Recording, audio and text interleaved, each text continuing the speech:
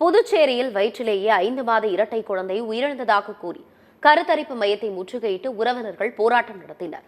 புதுச்சேரி ரெட்டியார்பாளையத்தை சேர்ந்த பிரசாத், சுமதி தம்பதியினர் உழவர்கரையில் உள்ள ஐஸ்வர்யா கருத்தரிப்பு மையத்தில் சிகிச்சை பெற்று வந்தனர்.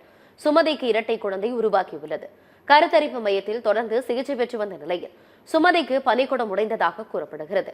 கடந்த வாரம் இரட்டை குழந்தையில் ஒரு குழந்தை தாயின் வயிற்றிலேயே உயிரிழந்ததாக தெரிகிறது.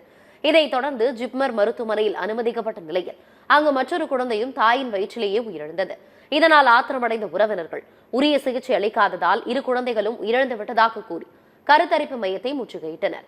சம்பவ இடத்துக்கு விரைந்த போலீசார் பாதிக்கப்பட்டவர்களிடம் பேச்சுவார்த்தை நடத்தினர். இதனையடுத்து போராட்டம் கைவிடப்பட்டது.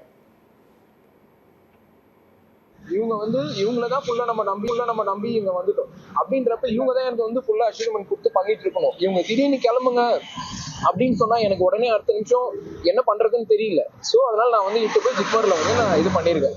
நான் இது வரைக்கும் ஒரு 12 லட்ச ரூபாய்க்கு மேல செலவு பண்ணிருக்கேன். ஏன்னா எனக்கு ஃபர்ஸ்ட் டைம் இல்லை, செகண்ட் டைம் ஓகேங்களா. ஸோ அதுக்கு உண்டான ப்ரூஃப் என்கிட்ட எல்லாமே இருக்கு. பில் காப்பீஸ் இருக்கு, ஆன்லைன் டிரான்சாக்ஷன் பண்ண எல்லாமே எங்ககிட்ட இருக்கு.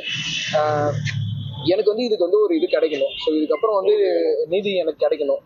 ஏன்னா என் ஒய்ஃப் உடம்பு வழியா அவ்வளவு பாதிக்கப்பட்டிருக்காங்க. இதுல இல்லைங்க, திங்கக்கிழமை கூட்டு நீர் லீக் ஆகுதுன்னு சேர்த்தோம்ல, அப்பயே அவங்க எங்க கிட்ட போதிய வசதி இல்லை, நீங்க வெளியில கூட்டு போய் ஜிக்மர் ஹாஸ்பிட்டல்ல சேர்த்து பாத்துக்கோன்னு சொல்லியிருந்தா நாங்க கூட்டு போய் அந்த இறந்த ஒரு குழந்தைய விட்டுட்டு இன்னொரு குழந்தைய சேவ் பண்ணிருக்கலாம்.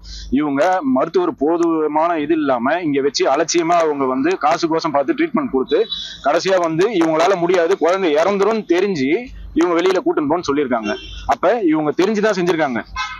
5 நாளா ஒரு வசதி இல்லாம இங்க வச்சு அவங்க ட்ரீட்மெண்ட் பண்ணதே தப்பு. அப்பயே அவங்க கூட்டு போய் சொல்லி இருந்தா பிரச்சனை. அலட்சியமா அவங்க பண்ணதால அவங்க பொறுப்பேற்று பண்ணணும்.